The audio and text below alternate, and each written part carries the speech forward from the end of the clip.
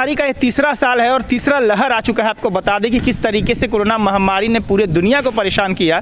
पहला फेज़ आया, दूसरा फेज़ आया और अभी कहा जा रहा है ये थर्ड वेव है जो ओमिक्रॉन नाम से है। और इससे आपको बता दें कि ये भारत में भी दस्तक दे चुका है, हर राज्यों में है। और फिलहाल हम बिहार के बक्सर डिस्ट्रिक्ट में है और यहाँ भी लगभग 100 से ज़्यादा लोग पॉजिटिव है।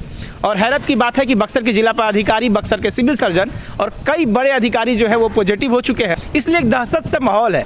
और हम फिलहाल बक्सर के सदर अस्पताल में हैं जहां पे 2 ऑक्सीजन प्लांट लगा हुआ है और यहां के अधिकारियों का दावा है कि ऑक्सीजन प्लांट लग जाने की वजह से कई सुविधाएं मिलेगी, जो भी हालात होगा उससे निपटा जा सकता है कि सदर अस्पताल में ऐसी कई व्यवस्था की गई है। लेकिन आपको बता दें कि सदर अस्पताल के अलावा जो ब्लॉक लेवल पर जो अस्पताल है उनके हालात ठीक नहीं है, क्योंकि डुमरांव के विधायक अजित कुशवाहा लगातार इन दिनों दौरा कर रहे हैं और उन्होंने कहा कि जिस तरीके से अस्पतालों को डेवलप किया जाना चाहिए वो नहीं हुआ। मैं तो लगातार अस्पतालों का दौरा कर रहा हूँ, लेकिन जैसा उम्मीद देश ने किया था या हम लोगों ने किया था या सारे लोगों ने किया था, आपने भी किया होगा, कि शायद इतनी बड़ी महामारी से जो पूरा देश जूझ रहा था पिछले दिनों, उसके निकलने के बाद हमारी सरकार सचेत होगी और आने वाले समय में अपने नागरिकों की सुरक्षा के लिए वो बेहतर उपाय करेगी।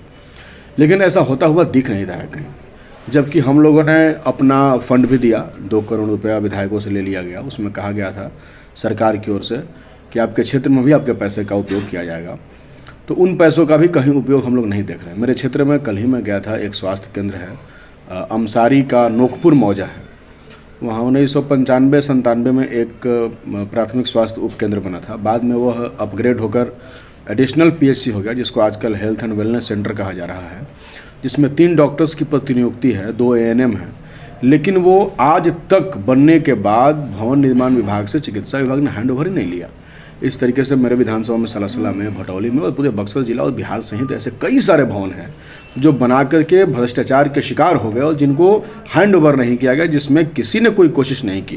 तो इस तरीके से लाखों करोड़ों रुपया इस देश राज्य की जनता की, कहा जाता है गरीब राज्य है, तो गरीब राज्य की जनता की करोड़ों रुपये इसी तरीके से वारे न्यारे किए जा रहे हैं और उसका लाभ जो है आम जनता को नहीं मिल पा रहा। तो ये लगातार हो रहा है, कहीं भी उसका फ़ायदा नहीं दिख रहा है, चाहे अनुमंडल का हमारा डुमरांव का अस्पताल हो या जिला का अस्पताल हो। बहुत मेहनत से हम लोगों ने अपने अनुमंडल अस्पताल में ऑक्सीजन का प्लांट बिठाया, ब्लड स्टोरेज यूनिट हम लोगों ने खुलवाया, जांच घर खुलवाया, लेकिन दिक्कत यह कि हमारे पास स्टाफ नहीं है। हमने सरकार को कह दिया है कि हमारे पास जितना जल्द हो कम से कम 10-11 स्टाफ तो होना चाहिए, लैब टेक्नीशियन होना चाहिए, ऑक्सीजन के लिए प्लांट के लिए ऑपरेटर होना चाहिए।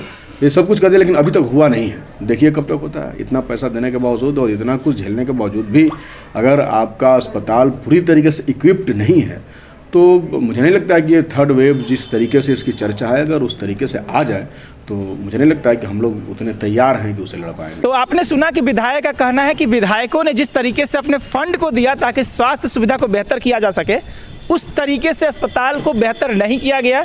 यह आरोप है विधायक का और यह आरोप नीतीश सरकार पे, मोदी सरकार पे है। हालांकि आपको बता दें कि सदर अस्पताल में कई सुविधाएं बहाल की गई है।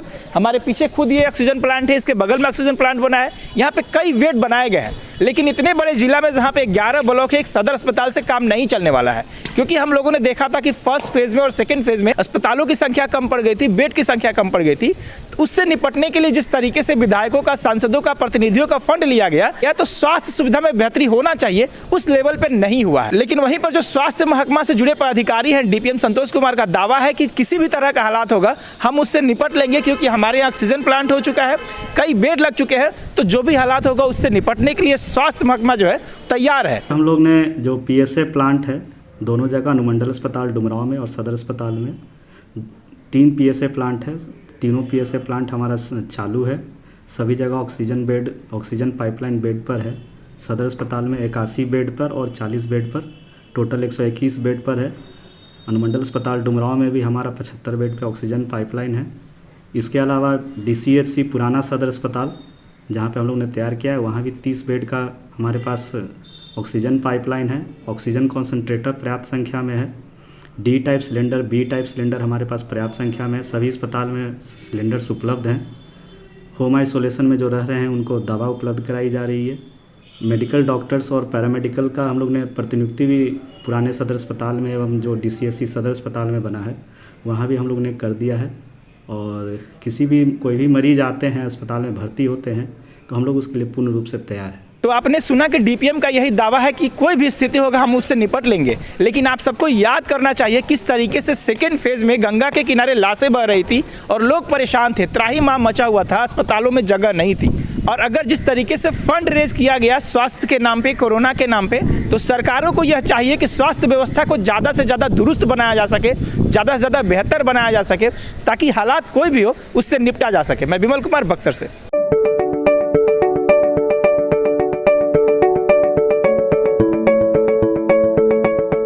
Thank you for watching this video until it is finished.